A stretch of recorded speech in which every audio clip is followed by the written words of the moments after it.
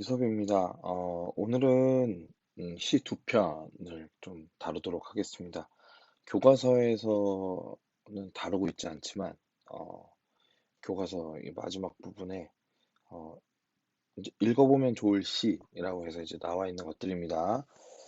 장성남, 배를 매며의 시인이었던 장성남 시인의 배를 밀며, 그리고 유치환 시인의 행복이라는 두 작품을 간단하게 보도록 하겠습니다. 먼저 배를 밀며입니다. 어, 한번 먼저 시를 보겠습니다. 배를 밀며, 장성남. 배를 민다. 배를 밀어보는 것은 아주 드문 경험. 희번떡이는 잔잔한 가을 바닷물 위에 배를 밀어넣고는 온몸이 아주 추락하지 않을 순간의 한 허공에서 밀던 힘을 한껏 더해 밀어주고는 아슬아슬이 배에서 떨어진 손, 순간 환해진 손을 허공으로부터 거둔다. 사랑은 참 부드럽게도 떠나지 배지도 않는 길을 부드럽게도 배를 한껏 세게 밀어내듯이 슬픔도 그렇게 밀어내는 것이지. 배가 나가고 남은 빗물 위에 흉터 잠시 머물다 가라앉고 그런데 오, 내 안으로 들어오는 배여 아무 소리 없이 밀려 들어오는 배여 했습니다. 자, 음, 이 시의 시적 화자는 우리가 읽으면서 찾아볼 수 있었죠. 나겠죠, 당연히. 나입니다. 배를 밀며는 배를 매며와 또 비슷하게 배를 미는 행위를 통해서 어떤 사랑과 관련된 이야기를 하고 있는 시구나라는 것들을 우리가 살짝 눈치를 챌 수 있습니다.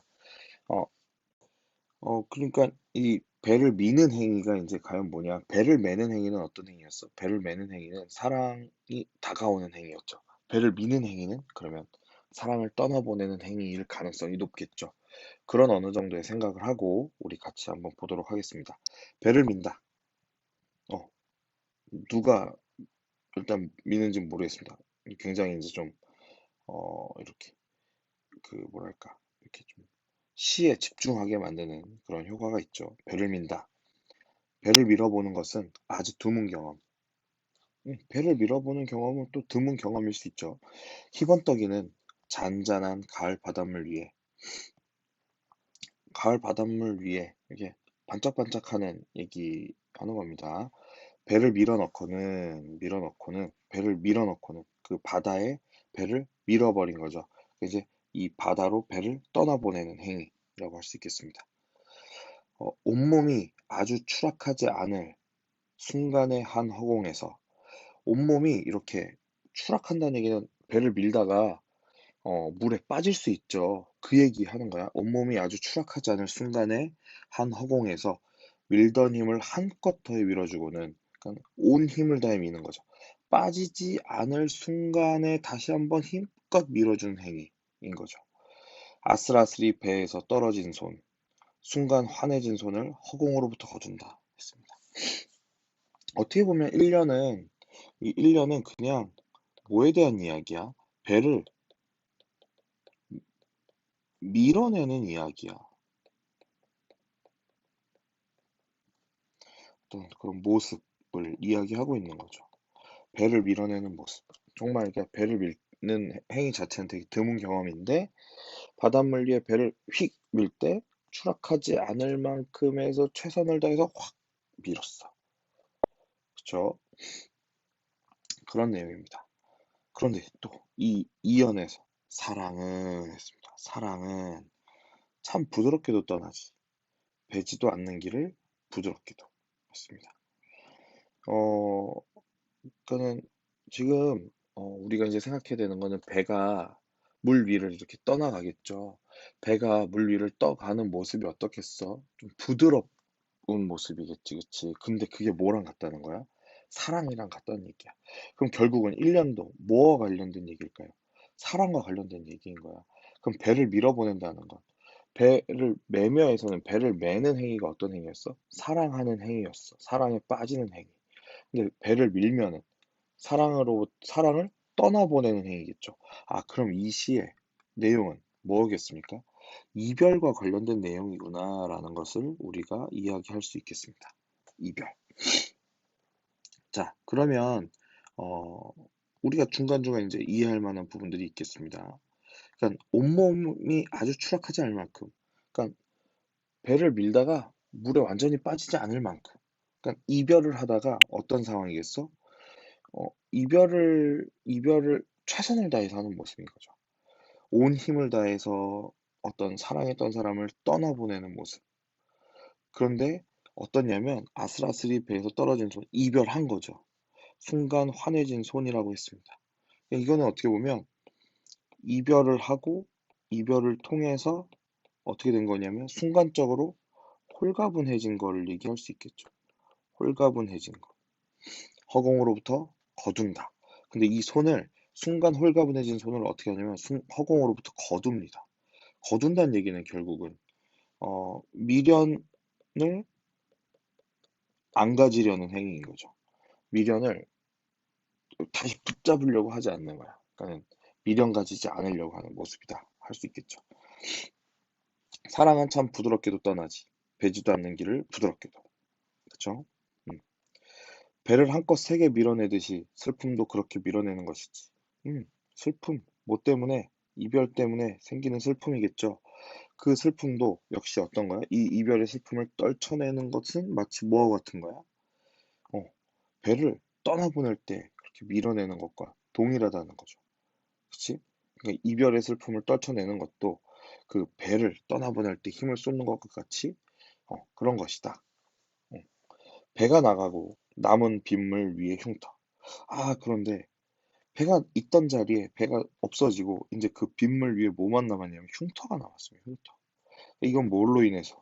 이별로 인해서 생긴 어떤 뭐 마음의 상처 이런 거이겠죠. 잠시 머물다 가라앉고 이 흉터가 잠시 머물다 가라앉을 거래. 곧 회복될 거다. 곧 이런 것들은 곧 회복될 거야 라고 얘기하고 있는 거죠. 근데 그런데야. 아, 그런데 이런 것들이 주로 하는 역할이 시상의 전환을 가지고 오는 거죠. 앞의 내용은 뭐였어? 이별했어. 내가 열심히 그 이별을 내가 밀어낼 수 있다면 조금 상처는 있겠지만 난 곧 회복될 거야 라고 얘기했었는데 갑자기 그런 데 나오죠. 오, 내 안으로 들어오는 배요. 근데 갑자기 어떻게 되는 거야? 떠난 줄 알았는데 그 배가 어떻게 돼? 다시 내 안으로 들어와. 이게 뭐야? 떠난 사랑에 대한 그리움이죠. 아무 소리 없이 밀려 들어오는 배요. 근데 어떻게 들어와? 아무 소리 없이 또 내 안으로 쓱 밀려 들어오는 거야. 그거는 어떤 나도 모를 정도로 쓱 갑자기 뭐 이렇게 뭐가 그리움이 밀려 들어온다는 얘기죠. 그치? 그런 얘기다라고 보면 되겠습니다. 그러니까 어떤 이별하는 상황에 대해서 그리고 그 이별하고 나서의 어떤 상처가 있겠지만 곧 회복될 거야라고 생각했었는데 그 이별이 어떤가요? 생각보다 어, 더 그 그리움이 쓱 밀려오는 어떤 그런 것들을 좀 얘기하고 있다라고 할 수 있겠습니다. 음, 이별의 그리움을 배를 밀어내는 행위로 어떤 그런 좀 형상화하고 있죠. 이별, 이별의 행위를 뭘로 배를 미는 행위로 형상화하고 있다. 이렇게 보시면 되겠습니다. 됐죠? 두 번째 작품인 행복이라는 작품입니다. 유치환 시인의 작품인데 시가 일단 길죠.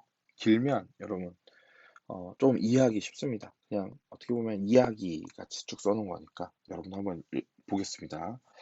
행복 유치환. 사랑하는 것은 사랑을 받는 이보다 행복한 아니라 오늘도 나는 에메랄드빛 하늘이 환히 내다보는 우체국 창문 앞에 와서 너에게 편지를 쓴다. 행기를 향한 문으로 숱한 사람들이 제각기 한 가지씩 생각에 족한 얼굴로 와선 총총히 우표를 사고 전보지를 받고 먼 고향으로 또는 그리운 사람께로 슬프고 즐겁고 다정한 사연들을 보내나니 세상의 고달픈 바람결에 시달리고 나부끼어 더욱더 의지 삼고 피어 헝클어진 인정의 꽃밭에서 너와 나의 애틋한 연분도 한 방울 연연한 진홍빛 양귀비 꽃인지도 모른다. 사랑하는 것은 사랑을 받는 이보다 행복한 아니라 오늘도 나는 너에게 편지를 쓰나니 그리우니여 그러면 안녕. 설령 이것이 이 세상 마지막 인사가 될지라도 사랑하였으므로 나는 진정 행복하였네라 했습니다. 시의 주제는 명확하죠. 그냥 사랑을 했으니까 나는 정말 행복하다. 이런 얘기야. 그쵸? 시적화자는 납니다.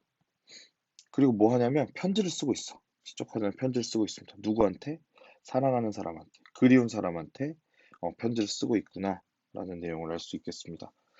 어, 뭐 사랑하는 내용 자체가 어렵지 않죠. 사랑하는 것은 사랑을 받는 것보다 행복하다. 오늘도 나는 오늘도니까 어제도 썼고 내일도 쓸 것 같아요. 별일 없으면 계속해서 나는 에메랄드빛 하늘이 환히 내다보이는 우체국 창문 앞에 와서 너에게 편지를 쓴다. 편지를 쓰는 행위는 어떤 행위야? 사랑을 표현하는 행위인 거죠. 누구에게? 너에게 쓰고 있습니다. 행길을 향한 문으로 사람이 다니는 그런 길을 향한 문으로 많은 사람들이 제각기 한 가지씩 생각에 족한 얼굴, 만족한 얼굴, 뭔가에 흡족한 얼굴, 즉 어떤 사람들 다 사랑하는 사람들이라고 할 수 있겠죠. 총총히 우표를 사고 전보지를 받고 먼 고향으로 또는 그리운 사람께로 먼 고향으로 또는 그리운 사람께로 이게 다 어떻게 보면 너하고 관련된 것들. 즉 사랑하는 대상이라고 할 수 있겠죠. 슬프고 즐겁고 다정한 사연들을 보내나니 했습니다. 그러니까 이게 어떤 내용이냐면 우체국이라는 곳에 와 있겠죠. 우체국에서 지금 사람들이 편지도 붙이고 전보도 치고 이러는 건데 이거는 이 사람들은 어떤 거냐면 사랑을 표현하는 사람들이라고 생각하는 거죠.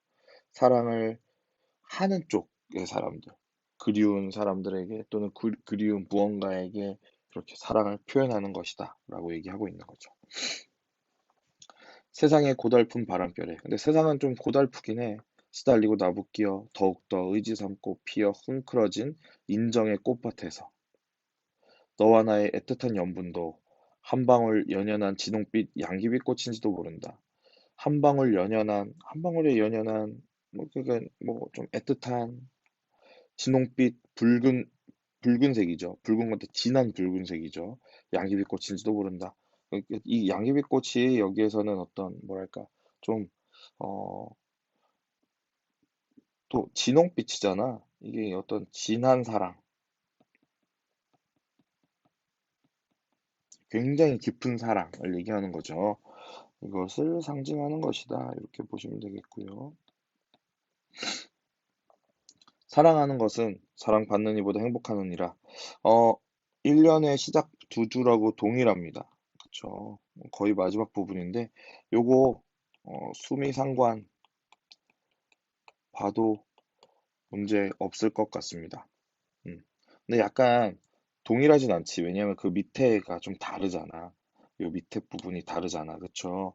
그래서 요런 걸 뭐 이제 변형된 수미상관, 뭐 이렇게 얘기합니다. 수미상관으로 얻어진 효과. 수미상관으로 얻어진 효과 첫 번째 뭐 형태적 안정감 그쵸? 그 다음에 두 번째는 반복이니까 아무래도 이게 반복이니까 뭔가를 강조하겠죠. 주제를 강조하겠죠. 자, 그래서 그리우니여 그러면 안녕 했습니다. 오늘도 나는 너에게 편지를 쓴다. 사랑을 표현한다. 그리우니여 그러면 안녕.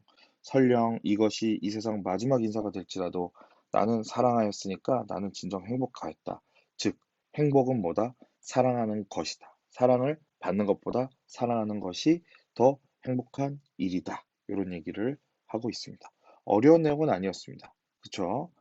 자, 여러분들도 뭐 어떤 사랑을 하고 있는지 모르겠지만 정말 이 유치한 시인의 행복에 나오는 것처럼 사실인지 좀 고민해 볼 필요는 있겠습니다. 자, 수고하셨습니다.